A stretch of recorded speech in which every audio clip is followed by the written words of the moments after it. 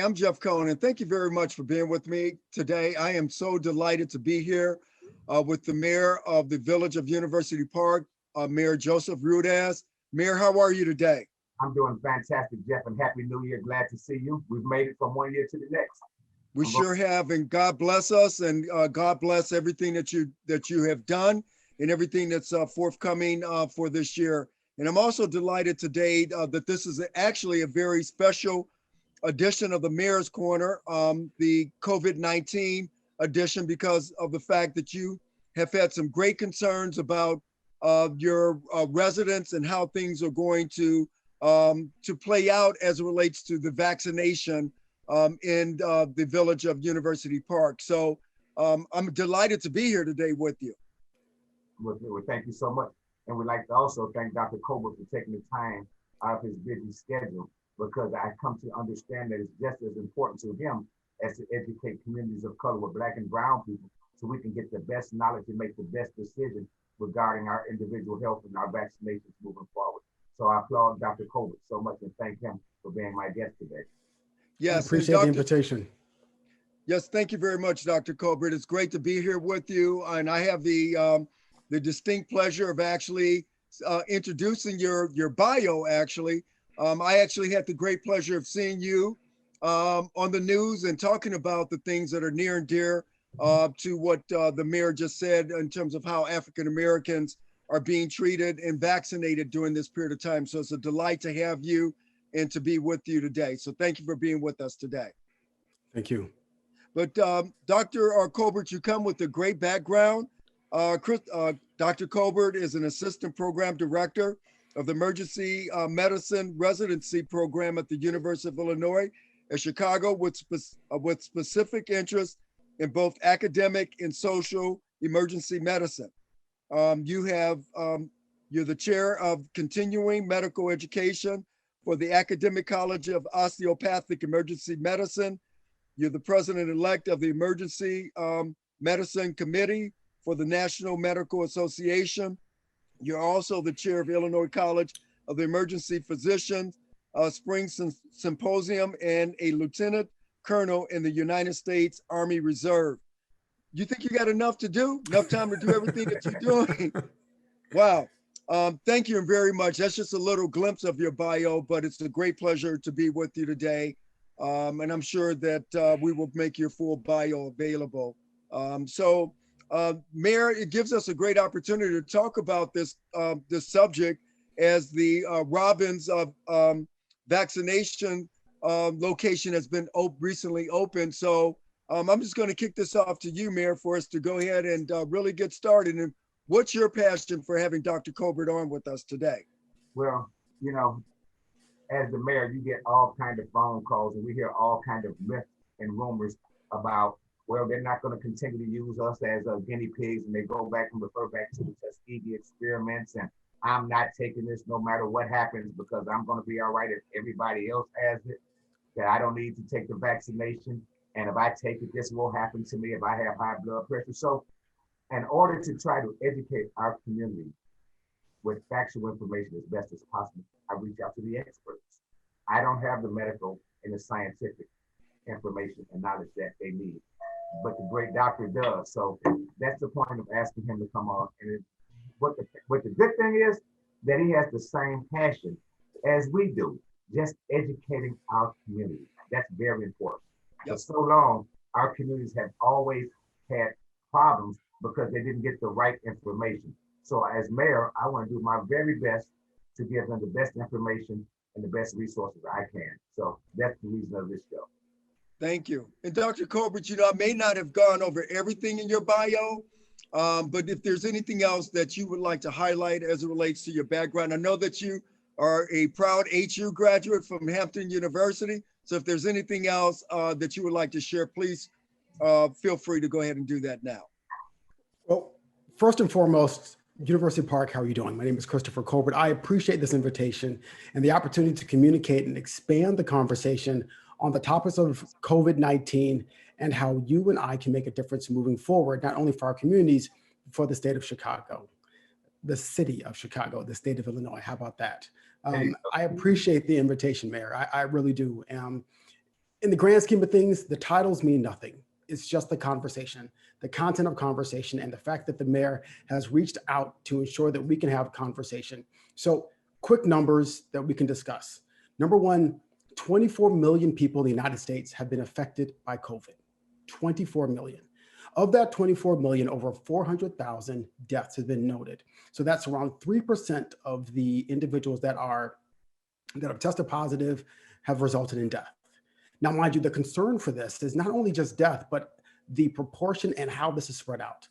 Statistically, for every one Caucasian that has died secondary to COVID, you have 2 to 3 of Black and brown patients. And we don't make that much of the population to make that significant of a number. So it is imperative that we stay informed, ask great questions, and identify the resources available so that we can address these numbers. And that's why I'm here today, to expand this conversation. In the grand scheme of things, people look and often say, well, you know what? 3%, that's just a small portion of what the population is, and we could just move forward. And my statement is, as an emergency room physician, as someone who teaches residents, 3% is always small until it's your family member, until it's your mother, until it's your father, until it's your brother or sister. And then you can't even see them in the emergency room or in the hospital because there are no visitors. And that's when it hits home. So my conversation today, this conversation, the content of this conversation, it doesn't wait until it happens to you and your family for you to have time to take it seriously and to understand the role you play in mitigating these symptoms. Great. So there are a lot of numbers out there, Dr. Colbert, and in terms of the COVID that are played out, in terms of the number of people being vaccinated. And we do have the great pleasure of a vaccination center just being opened in Robbins, Illinois. And they've opened 4 of them, and Robbins is one of them in this area. Would you like to speak to that at all? I think that's just a great opportunity. There are multiple opportunities, specifically not only just for vaccinations. And what this is doing is it's allowing access. One of the biggest challenges is just the infrastructure. Providing vaccines for 1 million people, ideally the theme is 1 million people a day, takes a lot of infrastructure. And it's just not infrastructure, it's knowing your audience, it's knowing the patients, who has access and what access are they going to utilize to just receive the vaccinations. I applaud the work of the governor, the work of the mayor, for honestly sitting down and having conversations and identifying those vulnerable populations, those populations that need additional understanding, tailoring our management and resources for those communities. Great. Dr. Colbert, what I'd like to find out is, what's the mRNA vaccines and how do they work? I mean, Okay. you know, that's the first time I've heard that phrase, and like to know, and for the viewing audience to know, what are mRNA vaccines? So great question, great place to start. So mRNA is messenger ribonucleic acid, mRNA. So we all have RNA in our body, and M means it's sending the message. So specifically with this virus, and the science behind this is they've looked at the actual genetic makeup, if you will, of the coronavirus and have manufactured the mRNA so that you introduce this mRNA into the patient. Now, viruses replicate by using our genes. So think of our genes as a letter C, and the mRNA comes in and attaches this way. And so the body reproduces this, it reproduces this. And so the mRNA is utilized and it produces a very similar virus, or something that looks very similar to the COVID virus. And the body is able to produce antibodies to what is replicated. Okay, so messenger RNA is introduced by the vaccine, binds with our genes, and then it produces similar structure of the actual virus. And because it's a similar structure, but a weakened structure, our body promotes and generates an antibody for that actual virus. So that's how this works. Now, what's different with messenger RNA is that it is synthesized, it's manufactured. Okay. So as opposed to measles or polio, which are a weakened version of an active virus, this is it's created, this mRNA is created so that we aren't exposed to the actual weakened or a lessened version of the actual coronavirus. And that's where the science and the cutting edge comes in and how that plays with this vaccine. Wow. Now that's very complex. For most people, it's probably going to, but I think that you simplified it, that in terms of that the vaccination actually works with our bodies and the physiology of our body in order to produce antibodies. Is that the That's essence perfect. of, right? So when people have concerns about the vaccination, how do you, that explanation gives me a great comfort, and that's the first time anybody's ever explained it in that way. But how can you help people understand that they should not be concerned, that it's working with your body to ensure that you have the proper defense mechanism to fight off the corona COVID-19 virus and any potential future strands as well?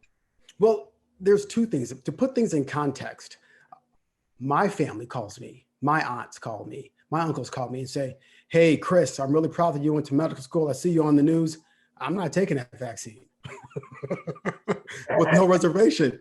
Yeah, my family is just like your family. There's Right. no difference. They ask the exact same questions, pat me on the back and tell me how proud they are and say, "I'm not doing that. I'm not anybody's guinea pig. There's not enough information, and we have a conversation." So I'll say, "Look, DT, let's have a conversation and let's provide insight so you can make an informed decision, not pass judgment on medical management." So that way, if we have dialogue, then you can make a decision based on informed information. And the biggest challenge is there's just so much information and so many resources coming in so many different directions. So when my patients or my family communicate their hesitancy, I get it. It Okay. makes 100% sense to me. Sure. Because you're getting information from so many different places. Absolutely. So to provide this insight, people often ask, "Dr. Colbert, you received the vaccine, you received the first and the second dose vaccine. What are the side effects?" Mhm. I can tell you the side effects of the vaccine or what happened to me, but I can also tell you the side effects of getting COVID-19. I can tell you without a doubt, having some subtle side effects from this vaccine are totally different than your mother, your father, or your aunt in the hospital with COVID-19. And specifically with the Black and brown population, we have a higher risk of comorbidities, your hypertension, your diabetes, which are means of challenging the already immune system. And then on top of that, you have this virus. So it's kind of like asking someone to lift a weight and walk a dog at the same time. No one's going to walk a dog while lifting weights. Your body has specific things that they're doing at this one time. Exactly. So when you have a virus, your body's working overtime to maintain the normal function that it usually does. And then on top of that, coupled with diabetes, coupled with hypertension, it makes it that much more of a demand for the body to work, for your body to get through this virus. And that's where the numbers fall horribly on Black and brown patients. And because of that, the best way to offset this, to mitigate those negative numbers that we're discussing, is to get the vaccine. Okay. So thank you very much for that. How are these different, the vaccine, the mRNA different from prior vaccines? How are they different? Because the mRNA vaccines are synthesized, they're manufactured, they are created, where a scientist, looked at the structure of this virus and created something similar over here. And then they introduced this as part of the vaccine. And that way, our bodies aren't exposed to this virus. Usually, your mumps, your measles, your rubella, those are all vaccines that we receive by age 1. And we receive those, and they ensure that those vaccines, it's a weakened version of a virus, where in the context of this specific vaccine, there is no weakened version. It is a synthesized, kind of like a lookalike that is attached to the mRNA. So this messenger RNA sends that message to your body and says, "Make this." So the body makes it, and then it creates this similar looking appearing virus that the body identifies and creates antibodies. So when it's exposed to the real thing, the body already has an immune response to a virus that by definition, it has never been exposed to. Right. Okay. So when the body makes antibodies, I mean, it's making antibodies to fight something that Specific. is a very specific, right? So it's a good thing to have antibodies, because sometimes people hear antibodies and they think that it's a bad thing when it's your body's producing that, but that's actually your body's defense mechanism against external viruses or sicknesses or diseases inside the body. Is that correct? I could not have said that any better. That is perfect, perfectly stated. Okay, so good. So that's good to understand. So breaking it down for people to understand that this is not a bad thing. I mean, it's really going to be helping your body to do its job in a better way with something that the body does not have a defense mechanism for right now. 100%. And I believe that it's the role of a doctor not to talk at their patients, but to explain so that the patients can make informed decisions, as opposed to saying, well, this is what you need. Well, let's talk about this information, and then we can have a discussion on what you would like to do with this information. So you talked about the comorbidities. We did, and we know that African Americans have different comorbidities than other populations in the US. And so when you think about Black and brown people, like you're just talking about, hypertension, high blood pressure, let's just talk, and diabetes also. What are the other ones that you are very specifically concerned about, that you want to make sure that anyone out there that's listening to this show right now and watch the show, that they need to ensure that they don't give themselves false hope that they can overcome COVID if they don't get the vaccine, in addition to hypertension? Great question. Ladies and gentlemen, everybody, all of us know somebody that has sickle cell. All of us know someone that has sickle cell. If it's not your own family, my own family, I call them, say, hey, talk to your physician, because those individuals, specifically sickle cell, has a higher incidence in Black and brown patients, period. So sickle cell patients, those individuals who have lupus, again, lupus, scleroderma, these are medical pathology that are very common within the Black and brown population. Communicate with your physician. Ask, hey, I heard Dr. Colbert was saying I recommend that I receive this vaccine. What are your thoughts? And I'm confident the doctor's going to say, yeah, he was right. This is the move, because you don't want to be the patient that has this and your immune system is already challenged. And if that is the case, utilize the resources, talk to your physician, gain some insight, and make some really great, healthy decisions for yourself, and couple with that for your family. Sometimes I think we don't put a lot of emphasis on the role we have with our family and our family's health. Because when your sister's sick, you don't feel well. When your mom is sick, you don't feel well. When your father is sick, when your brother's sick, you don't feel well. And I say this as an emergency room physician. I say this as a father. I say this as a brother. I say this as a husband as well. Because when these patients come to the emergency room, they don't get to see their family. When you're admitted for COVID, that's a wrap. We're not letting anybody in, no visitors in, because that's a high concentration of COVID. The last thing we want is to expose anyone to that. So this is great conversation, a great resource, and a great platform. Three others that I just want to throw at you, the comorbidities, and then we'll go on to the next one, is COPD, congestive heart failure, and asthma. Are those also classified as comorbidities as well? Put those in the box too. Put all that in the box. Nicely played. What about obesity? Yes, that obesity is always a concern. Obesity is always a concern. You can throw that in the box as well. Okay, good. So thank you, Dr. Colbert. So Dr. Colbert, you said that you got the vaccine, and I know as a physician, you all are first in line to get it, along with other first responders and people that's in the medical profession. But why did you get it though? I mean, if you could break it down to people outside of the medical aspect of knowing the science of it, in terms of how it works from a physiological standpoint. Why did you get it? And how did you feel? Honestly, it hurt. I have some discomfort. I had a little bit of discomfort. I'm not going to say this. Oh, it's fine. And like, wait a minute, I got this thing. That doctor said it was nothing.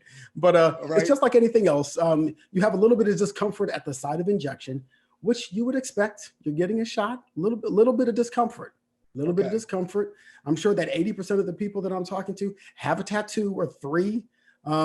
It's not like getting a tattoo. It's getting a quick prick and a little bit of discomfort. You move forward, you're feeling healthy. One of the biggest reasons why I'm a huge advocate of preparing and staying healthy, but also I think this promotes confidence. As a physician, specifically as a Black physician, it's easier for me to communicate to a patient and say, hey, take this vaccine. I did it. And I believe that so strongly in this, that I'm here to let you know that I was willing to take it when it was first available, the first and the second dose. Okay. I'm doing okay. I'm not growing an arm in my back. I can still walk and run, and I'm healthy. And you can be too. And if this is a means of promoting confidence toward Black and brown patients, just the patients in general, put me in line first and we can have a good discussion. And that's one of the beautiful things about the mayor is that Mayor Roudez is that he wants to bring this conversation to the village of University Park. So Mayor, is there anything else that you would like to add as it relates to making people feel comfortable and confident as it relates to this decision, as we have Dr. Colbert here with us? Well, there's one thing, and I've been listening to I listen to all the reports and I hear about the Pfizer vaccination, I hear about the Moderna vaccination, and then I listen to President Biden now talking about how in his first 100 days that he would like to get 100 million people vaccinated. So I sit back and think about the Pfizer and the Moderna, which is known that the Pfizer, that the both of them have to be, that the Pfizer has to be in extremely cold climate and stored in extremely cold climate, and it's a series of 2 shots. Moderna does not have to have the extreme cold temperatures for storage, but there's still a series of 2 shots. One, I think 3 weeks apart. Is that correct? One is 3 weeks, the other is 4 weeks, but you're spot on. So when I hear President Biden say that he wants to get 100 million people vaccinated in his first 100 days, then that goes to the back of my mind. Prayerfully, what he's hoping on is that he gets FDA approval regarding the Johnson & Johnson shot, because from my research, that's only a one and done deal. So that can basically pretty much rest assured, if it proves by the FDA, if it's an effective vaccination, that the goal of vaccinating 100 people could actually happen.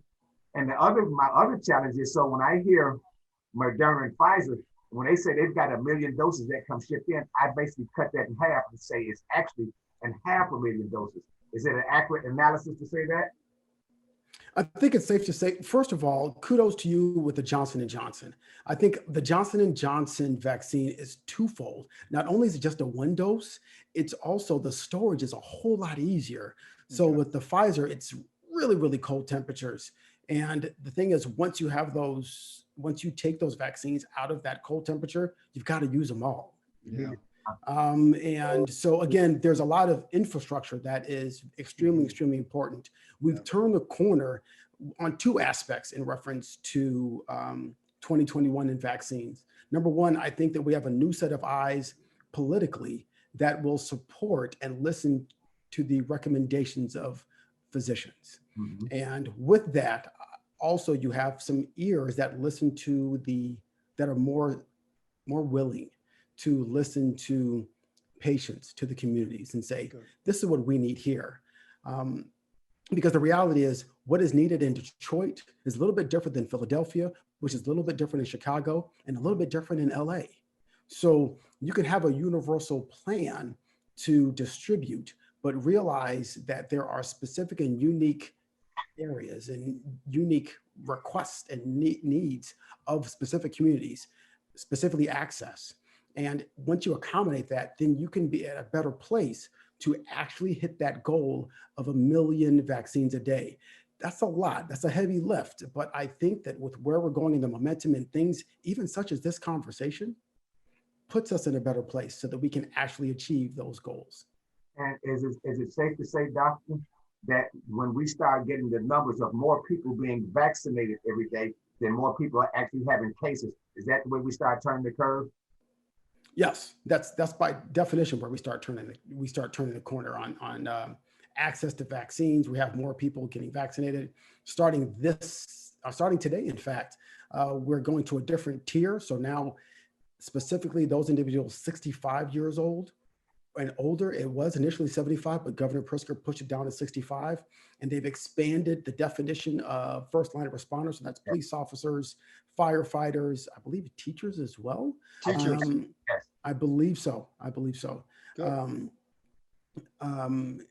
We're expanding the amount of individuals and providing different areas for vaccines. Again, this is all a great area and all a great move. And also, I want to err on the side of caution and state this. Just because you get your vaccine doesn't mean you're on the first flight to California running up in the beach. Take it easy. Take it easy. The world needs to just stop and honestly just sit down somewhere and just give this time and give the community time to access and heal. And honestly, we can move forward from that. The big challenge is that we stop and pause, and then we go right back to play again. And that's just not how medicine works. Yeah. That's not how life works for anyone. Sure. You have to give this pause, thought, and once it's behind us, it'll be behind us. Mm-hmm. Well, Jeff, one of the city council members just stopped by the studio, and he had a question for the doctor because he didn't think he would have a chance to make it so we can call. Since he's right here, I'm going to turn the screen to him and give him an opportunity. It's Council Member McMullen, and his wife is a registered nurse. Okay, I'm glad, first of all, I'm glad to have you here because our community can use it, can actually use it and use your expertise on this subject. My wife is a registered nurse and she works at a nursing home and she gets tested twice a week. She gets tested. So since March, she's been taking care of COVID patients, but she's in line for the new vaccination now. So my son keeps sending the family chat, do not take that shot because of the side effects that may occur. But you see those awful side effects on some of the people who have gotten that shot. So what can I tell my family to prepare them to take this shot or not? Yes or no? What are some of the things that I have to go through in order to prove to my family that this shot is okay? All right. Now, great question. Nurse, but she hasn't. She has not committed to the shot. Okay. Your wife is by definition at risk. Mm-hmm. By definition at risk. I'm confident that she is being safe. She's wearing a mask, ensuring that when she goes home, she takes everything off and doesn't bring anything in the house. I get that. But my comment is that I see this way too often. It's not worth the risk. Like, people's lives aren't worth the risk. So you will always have individuals that have a response to a vaccine. That's a very small number. And there's CDC noted populations that should not receive the vaccine. And those individuals who already have anaphylactic response, meaning that those individuals who walk around with an EpiPen because they get short of breath or their throat swells up, that's an automatic no. You have to speak with your physician if you're looking for that vaccine, period. That's the only CDC guideline, hard no for the people that should not receive the vaccine. For everyone else, communicate with your physician. I understand the apprehension because when you're on Twitter, you're on the internet, you see the young lady, the nurse from Tennessee she has Bell's palsy. And she said, I've got Bell's palsy because I took the vaccine. That's a tough go. I don't know the data, but how many patients have received or noted to have Bell's palsy. I'm confident that number is exceedingly low. And I'm also confident that the risk of not getting the vaccine versus working in a nursing home with patients that have COVID-19 puts you at a significant risk of worse outcome by getting a virus. Dr. Colbert, thank you for going over that in terms of the risk in greater detail. We do have several people who've called in, and we really want to get to some of those calls so that you can interact with some of the people who actually live in the village of University Park. And the first caller that's on the line is Loletta Rogers. We're going to bring her in so she can ask her question.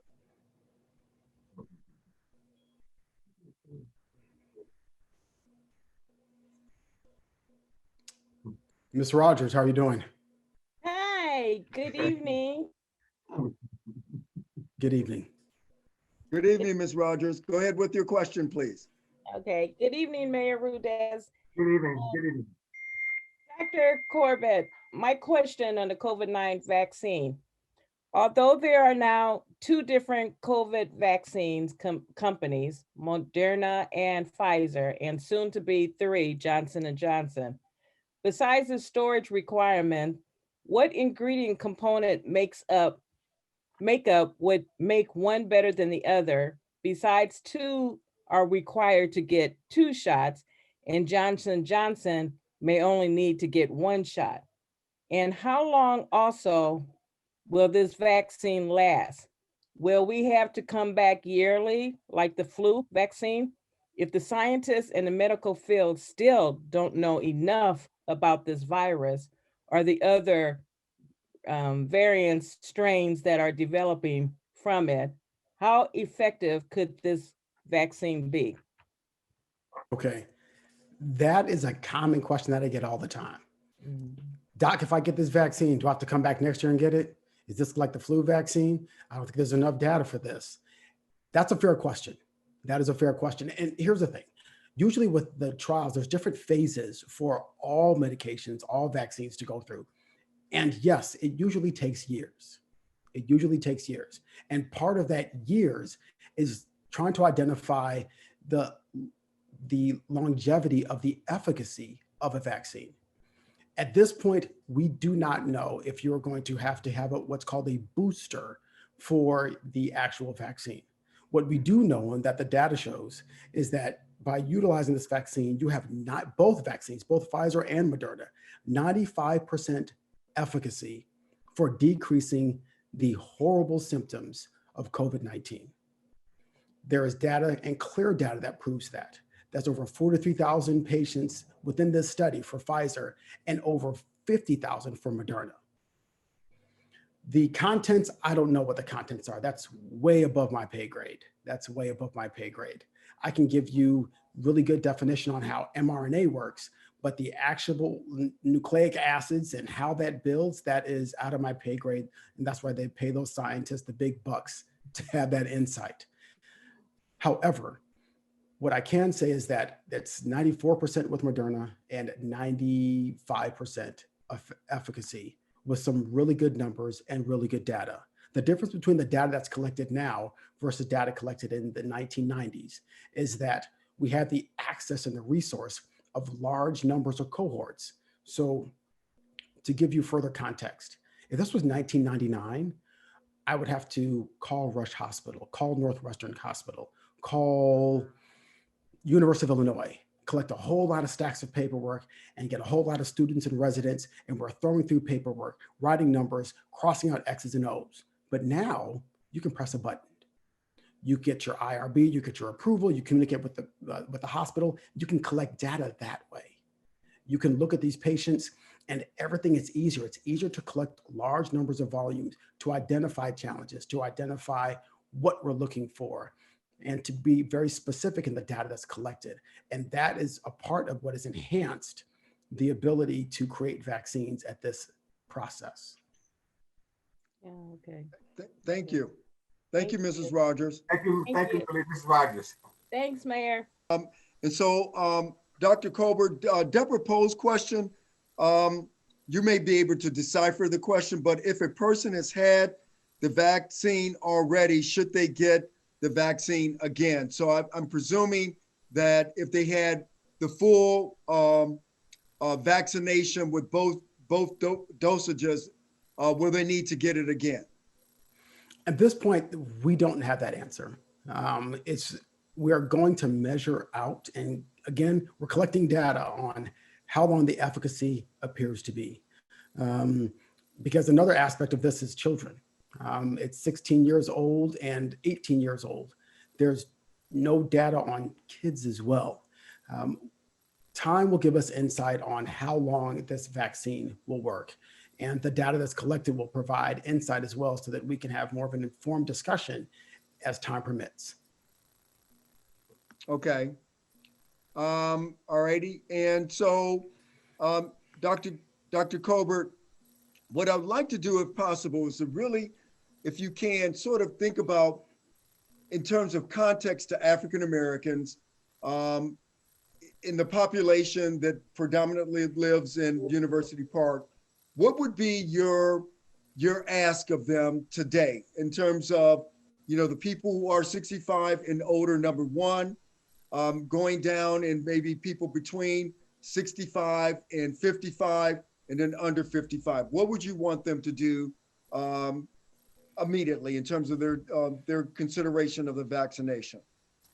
Well, my first recommendation for everyone is for those, if you know someone that's 65 or older, help them out.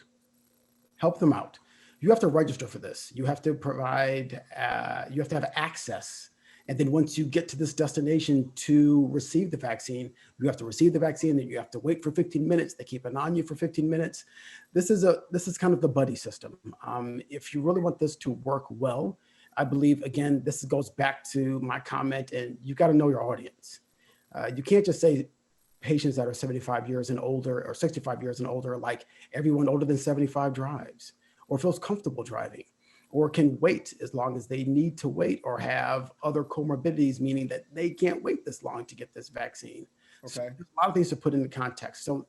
So University Park, here's my recommendation. If you have someone that is 65 years or older and you want them to receive the vaccine, call ahead.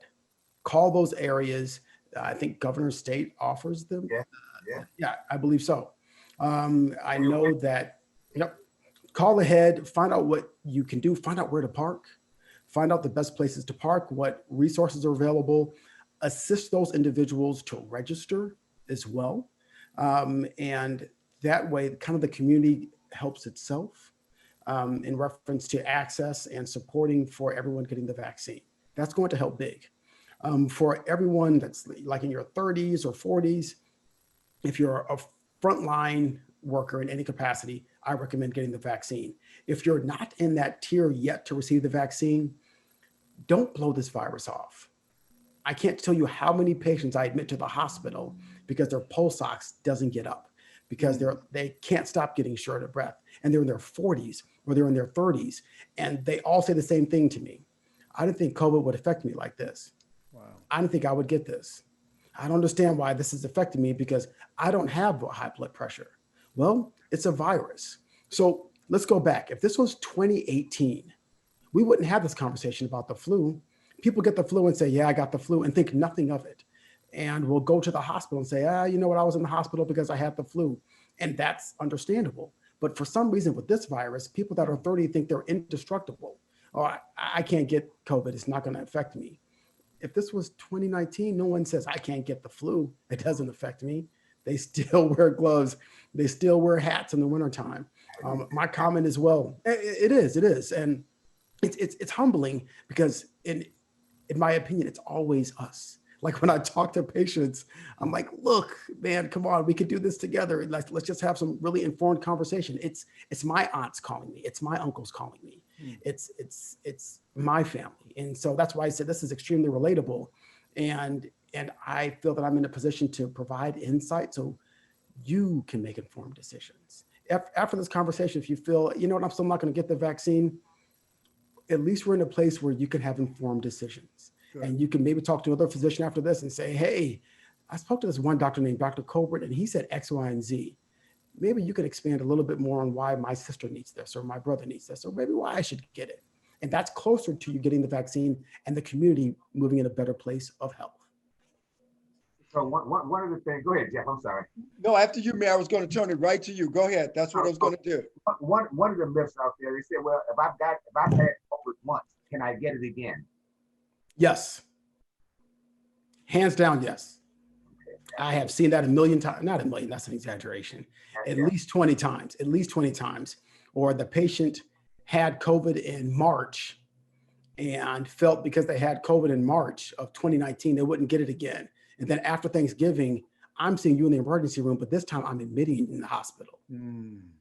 You're like, I don't understand how I got this again, doc. I had it in March, but I was okay. The same way people get the flu twice, the same way people don't get the flu for years and they get it one good time. That's how viruses work. We're still understanding how viruses work, comorbidities, how that interplays with individuals as well. So there's a lot of understanding that needs to take place. So during that process, be safe. Practice safe health practices. Everybody's grandmother told you, or everybody's parents told you when you were 3 years old, hey, are they sick? Don't hang out with them. When you cough, cover your mouth. Like, that honestly hasn't changed from what we're discussing now. You're keeping your face covered, you're washing your hands, and you're maintaining social distance. I didn't say don't talk to anyone, just maintain social distance. Have a conversation that way. And we can address this and move forward as a community and as a state. So Dr. Colbert, how does, I know you talked about the comorbidity of hypertension, which one of the questions is, could you give the science of how COVID affects hypertension patients, just a little bit of the science? Okay, here we go. I'm not going to go into the weeds, but I love this kind of stuff because I'm the assistant program director of emergency medicine at UIC. So we talk about this and go into the really deep dive on the structure of this. So if you have high blood pressure, University Park, and you're listening to me, if you look in your medicine cabinet, you probably have a water pill, hydrochlorothiazide, or you have an enalapril, PRIL, or a medication ends PRIL. And that medication specifically interacts with ACE receptors. I'm not going to go into weeds, but stay with me. Stay with me here. Okay. So those ACE receptors are bound by, and there's great data that shows that COVID-19 identifies and relates to that in some capacity. And we're still collecting more data. And that's why specific, and as Black and brown patients, we have more ACE receptors. That's why we're taking the enalapril or the pril drugs for our high blood pressure, because it has identified that pril, or those pril medications, and ends PRIL. Enalapril is an example used for hypertension, is so efficacious for African Americans that have high blood pressure because of ACE inhibitors. And it looks as if, and the data showing that this COVID-19 really adheres and affects those ACE inhibitors. And that's what you and I have a lot of. So the data is showing that that may be a factor that contributes to the higher mortality, the higher deaths, the higher sickness in Black and brown patients due to that ACE receptor. Gotcha. Good. Dr. Colbert, Mayor, I don't know if you have any other questions. I do have a quick question, because now we hear all these talks of a different strand, a different variant coming out, and people are saying, well, I've gotten this shot for this COVID-19. Will this shot cover me for this new variant in case it comes into life like this other one did? How are we protected by any of the shots that we have taken? So that is the $1 million question. Right now, there's no evidence that the vaccine that we have will not be efficacious for this variant strain. And again, as we discussed early in this conversation, remember that a virus uses our own DNA. Remember, half that seed, the virus comes in and attaches, and the body at first doesn't identify this part as not the body. So it replicates, it replicates this thing, okay?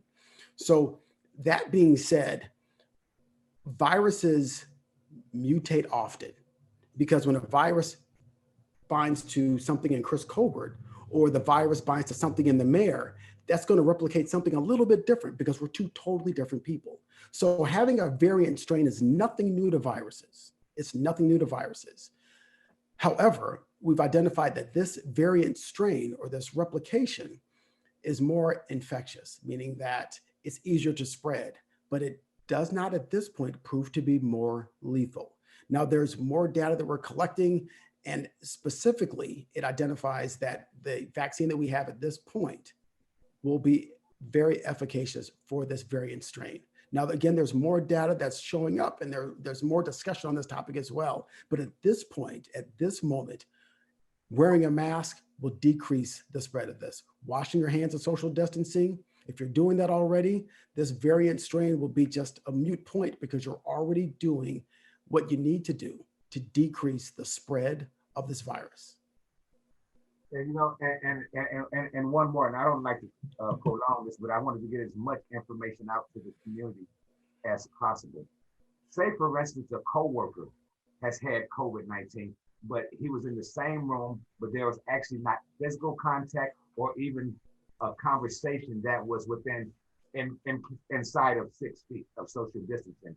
What would you recommend to those people who may have been in, I guess, contact because they were in the same environment?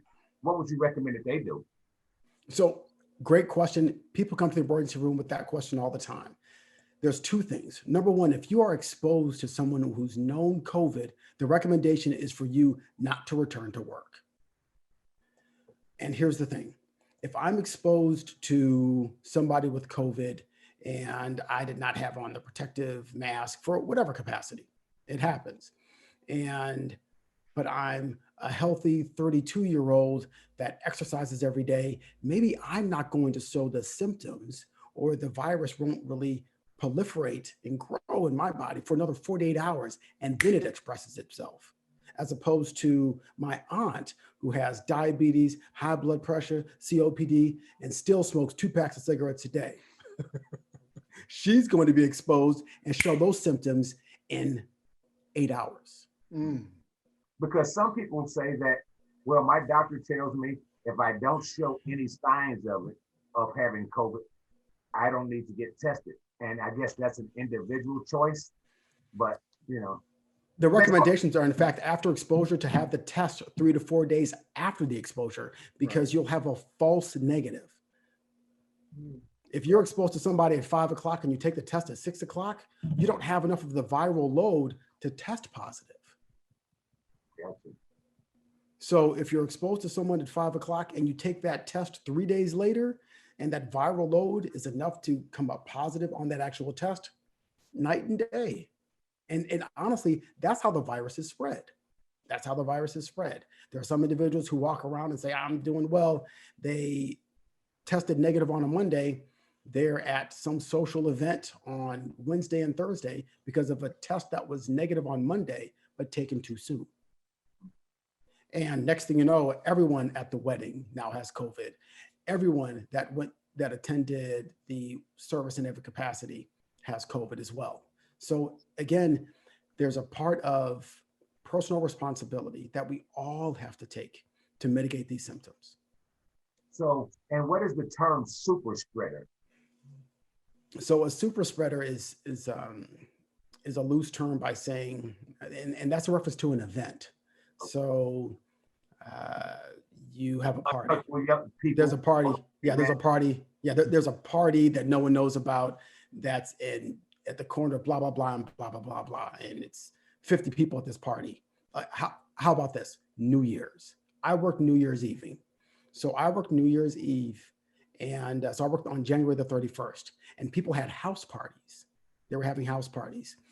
And they brought in 2 patients who had collapsed at the house parties with more than 3. One was over 100 people.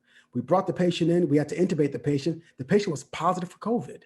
So all of those people at that party were exposed to this patient who just so happened to pass out at this party. If that person wouldn't have passed out, no one would have known. If they wouldn't have passed out, nobody would have known. So people are concerned about when I go to the gas pump, should I wear gloves when I'm outside the gas pump and going gas? And what about when I go into stores and things of that nature? What would be your advice? My recommendation is just to have some hand sanitizer, because you'd be putting on gloves all day long. For those individuals, I can't tell my mama not to wear gloves. She wears gloves outside of the house for everything, keeps gloves in her purse, pockets, everything. And if you just have hand sanitizer, pump the gas, a quick squish in your hands, you're good. That's you're pretty good. much what I do. Yeah. Yeah. Well, gentlemen, I think we have arrived at the conclusion of our time together. And you know, I've been listening to Dr. Fauci for almost a year now, but I think I'm going to be listening to Dr. Colbert going forward to give my my COVID-19 information and updates. So I've really appreciated the opportunity to be with you today, Dr. Colbert, and Mayor Joseph Roudez, and Mayor Joseph Roudez for having the insight to actually have you come on and share this with this community. And Mayor, I just want to turn it over to you as we wrap up. And I do want to just read the information that was shared with me about the Will County Health Department free COVID test before we wrap up. Go right ahead, Jeff. And before you start, I would just like to thank the Honorable Dr. Colbert for taking time out of his busy day to help me address some of the needs, concerns, myths, and rumors about the vaccination in our community. I greatly appreciate that. And I look forward to not just having you this one time, but having a continued working relationship with you. Again, it's very thoughtful for you to have this. This reaches more people than I could in the emergency room, and provides insight so they can make informed decisions before anything gets bad. Because by the time they see me, it's too late. So things like this help tremendously. If I have absolutely no reservation coming back. I really appreciate the opportunity. Thank you, University Park, for even giving me the time of day to give you this information. Thank you, Mayor, for extending this out as well. Thank you, Doc. I'm sorry. I just had this last minute brainstorm. Go right ahead. I'm easy. Let's do it. And I've just got to run this scenario past you. Go ahead. You know it or not, University Park has been on a lead advisory with lead in the water since June of 2019. People are concerned, well, what if I've taken lead and I get this COVID and I have to go get a shot? What should I do, Mayor? I'm afraid, because they said not 1 ounce of lead ingested is healthy at all. Any touch of lead is bad for you. So I'm concerned I might have ingested lead, and then I've got high blood pressure, hypertension, but I'm concerned about the COVID-19. Should I take a shot? What do I do? I'm confused, and that's what people are asking. So here's the thing. I've seen patients ask that before. I've had 2 patients ask that. And I'm glad you're asking that, because there's not one question that's ever asked that a patient hasn't asked me in any capacity. Lead poisoning is considerably more concerning than COVID. That's first and foremost. And there's a longer process with lead poisoning as well. Get the vaccine, get the vaccine, get the vaccine. If there's any question you have with any lead exposure or ingestion, that needs to be your first concern that's discussed with your physician. And then after that, talk about the vaccine. There's a whole different process with that. And remember when Detroit had a concern about that gives me a little bit of pause when people discuss exposure to lead. I don't want to go off into the weeds. Right. However, that's a great question. If you're concerned about any sort of lead exposure, definitely speak with your physician. But after you do that, ask your physician where you can get the vaccine for COVID-19. Okay, and that was my last question. It just came upon me, and I know if I didn't ask that, because that's the circumstances that we have been operating under, and I think that you might want to know that. And I see that our host asked us when we are finished and shut up the show for us to all hang on for a minute. She wants to run something past us. So again, Doc, thank you, Mr. Cone, Jeff, thank you so much for being an honorable host of the Mayor's Corner. We look forward to continuously communicating with our residents and educating the residents as we move forward. And prayerfully, we can maybe go to a baseball game in the summertime. I would like that. That would be nice. Honestly, it's looking pretty good. We're really turning this corner. Good. And lastly, ABC at 6:45 in the morning on Sunday, they have given me the little Colbert's Corner or Clear It with Colbert. all updates with COVID are every Sunday on ABC. If you have any other questions or any insight in reference to medicine on Instagram, it's drchris.er. So that's drchris.er. Ask me any questions as well. I'm always available to provide insight so we can all make healthy decisions and move forward in 2021. Thank you, everyone, for your kind attention. Thank you so much. God has a special anointing on you. Continued blessings to you and your family. Thank you so much. Thank you. Thank you, Dr. Colbert. Thank you, Mayor. Before we wrap up, Mayor, I do want to let your viewing audience know that Will County Health Department free COVID-19 testing is at at Governor State University on Wednesdays at the grant office adjacent to the student dormitory. The phone number that you need to call is 815-727-8670, and then 3 and then 2 to schedule an appointment. So you press 3, then 2 to schedule an appointment. So thank you, gentlemen, both of you all very much. And Mayor, I turn it over to you to wrap up and before we sign off. Well, thank you all, viewing audience. I hope that some of your questions were answered and some of your myths and rumors were dispelled. Again, thank you from the Mayor's Corner. Thank you so much, Mr. Cohn, Dr. Colbert. Look forward to seeing you next month. We have more special guests coming on, and we're running a series of special guests and informational things for our residents as we come out of the winter months going into spring responsibly. I applaud the efforts of our governor as well. And again, hats off to you, Doc. Fantastic job. Thank you.